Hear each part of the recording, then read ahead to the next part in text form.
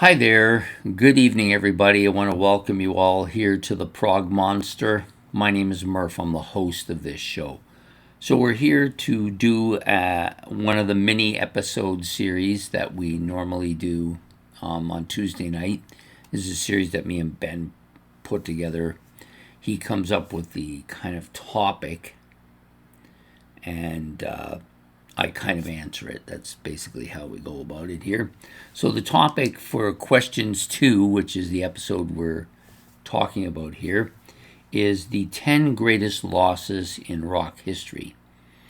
Now, obviously, that is a subjective term, also more subjective because there may be greater losses that I just am not familiar with, and I'd rather talk about things I'm familiar with. So I picked out 10 artists that I think are huge losses, and to me, they lost their losses not because they died young so much, but which is a big loss in itself, but because they never reached their potential. There is a huge potential for these artists to produce a lot more classic stuff.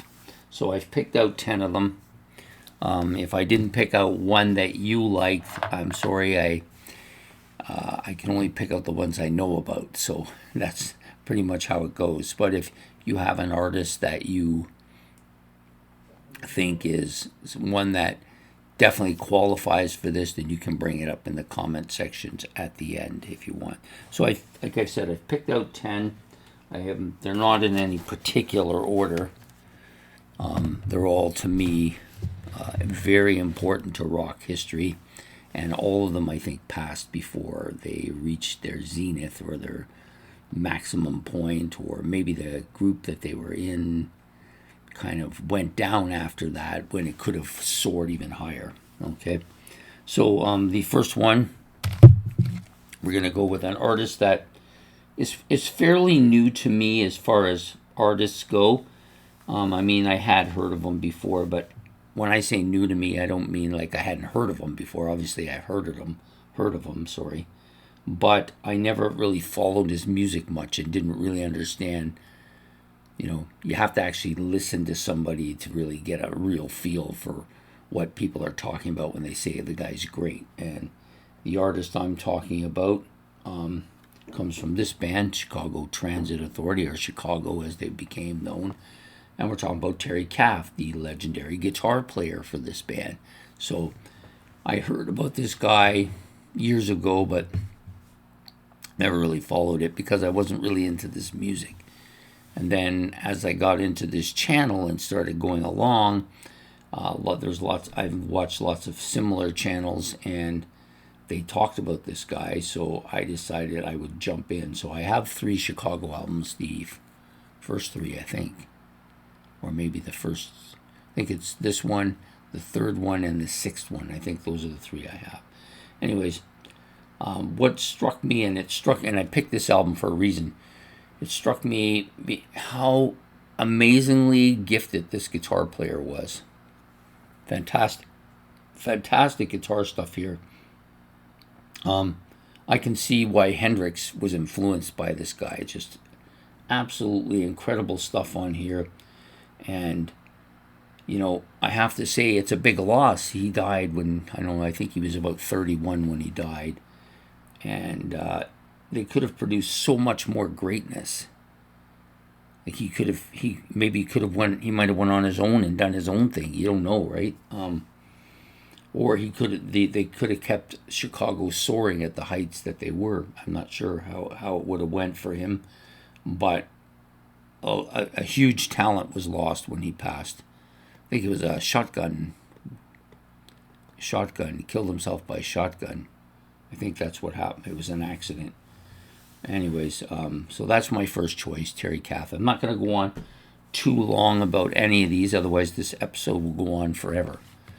The next one up from this band, the Rolling Stones, of course, that blonde guy there in the middle, talking about Brian Jones of the Stones.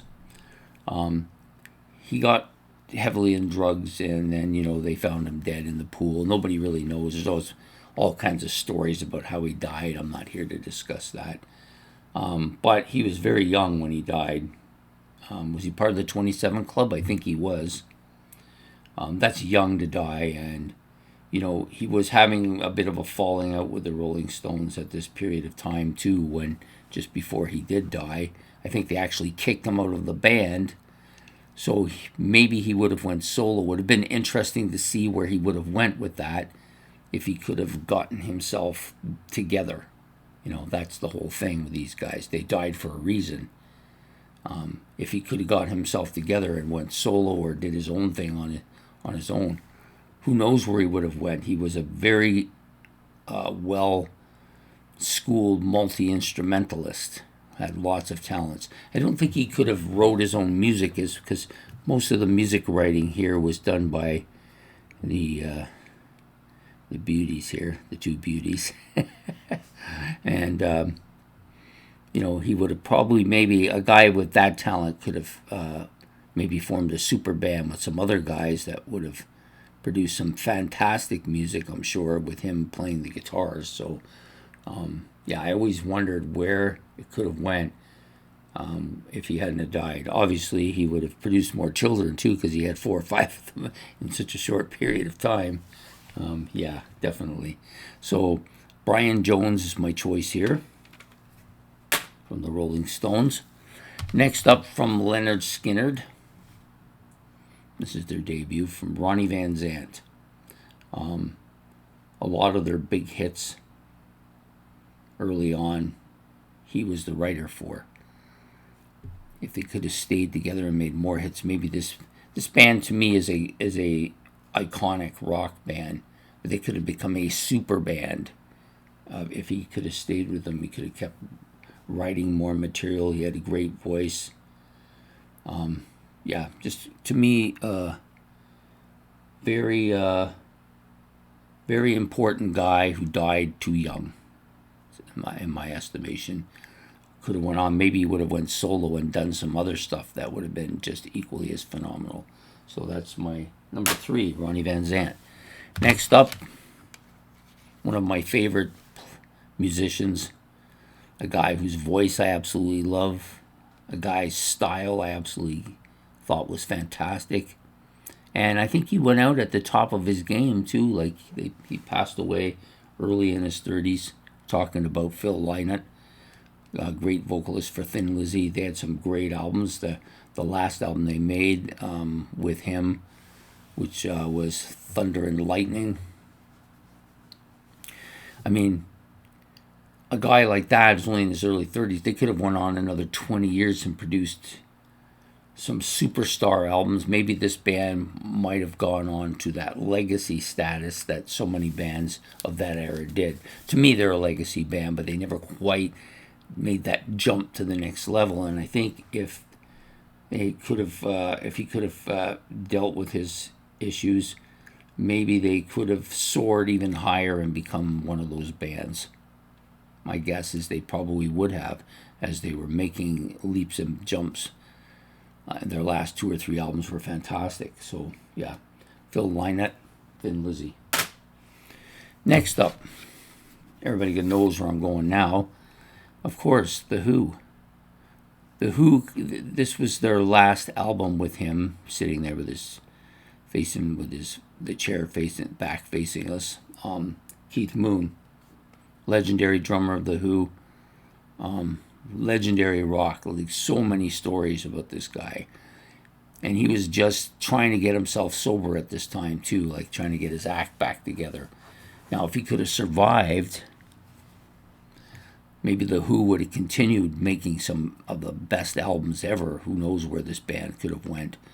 But it's just funny, after he died, they just kind of faded.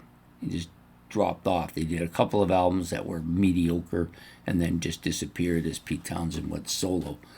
But if Keith Moon had lived, I think they would have stayed together and could have soared to some magnificent heights, absolutely. Or he might have gone on to join another band and made another supergroup. We don't know, right? But definitely a huge loss. Keith Moon.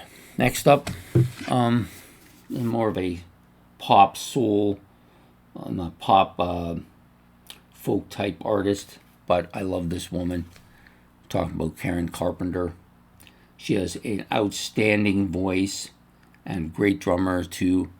I wonder how much more the Carpenters could have created.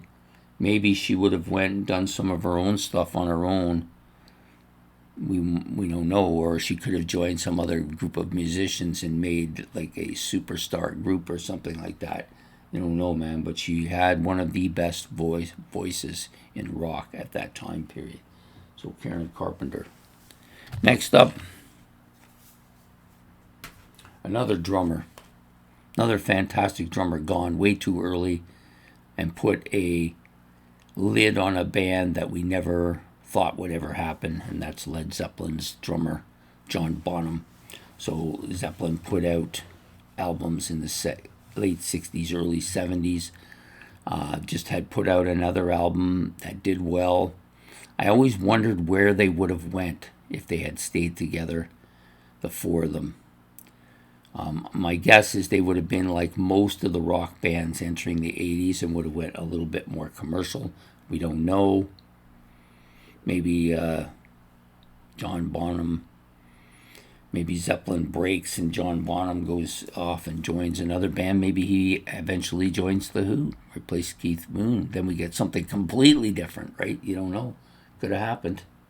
Anyways, I think Zeppelin probably would have stayed together, and maybe they would have soared to new heights or unforeseen heights from before, or changed their music style. We're never going to know, but John Bonham has to be included in a list of people that were great and passed away too early. Next up, of course, this is the legendary Jim Morrison. Doors had 6 fantastic albums, in my opinion. If he'd stayed with the band and gotten himself straightened out, maybe they would have soared to new heights, or maybe he would have went on his own and done all kinds of crazy things. We don't know what would have happened. You could sure that it would be crazy, whatever it was, anyways. And so we only got 6 great albums here. Could have been 10 or 20, you don't know, right? So Jim Morrison, he's another pick. One of the 27 Club. Went too early. Guy had a fantastic voice. Wrote some amazing lyrics. Some of them a little bit quirky, but amazing. And had a presence, and the band produced some of the best psychedelic, folky, poppy, hard rock. Well, maybe not hard rock. 60s style music from that era. Next up, a guitarist that passed really young, way too young, Randy Rhoads. Now, I know Randy had planned to do one more album with Ozzy before he passed away, and then he was going to go and do his own thing, and who knows what that would have been, but I'm pretty sure his guitar ability would have made it soar into whatever it would have been. You know, he was very innovative in his guitar style. He was one of those pioneers of that guitar sound that came out of the early 80s. Van Halen led the way with that, but he was definitely right in there with his own sound, and that could have led to something phenomenal. You don't know what it would have been. But it's just a shame that a guy of such immense talent had to pass away at such a young age. And last but not least, and I save probably appropriately so, the great Jimi Hendrix, of the Jimi Hendrix Experience.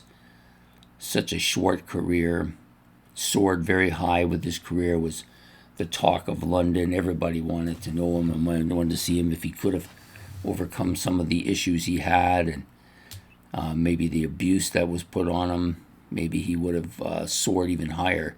He had moved on to another new band when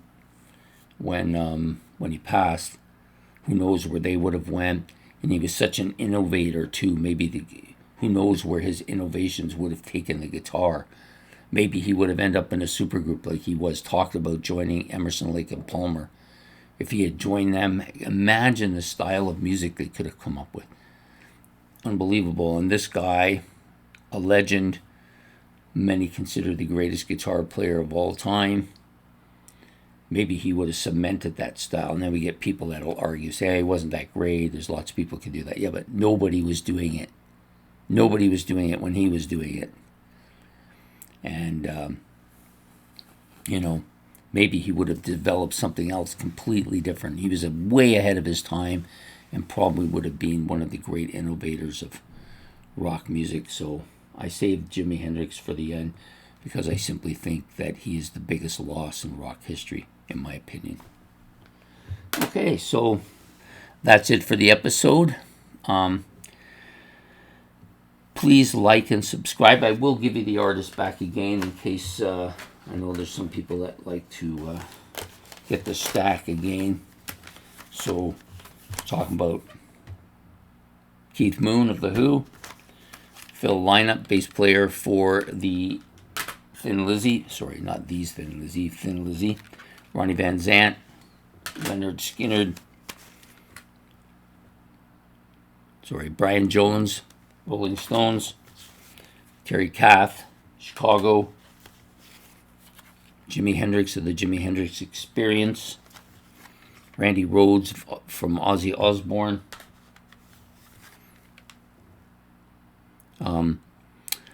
Jim Morrison of The Doors.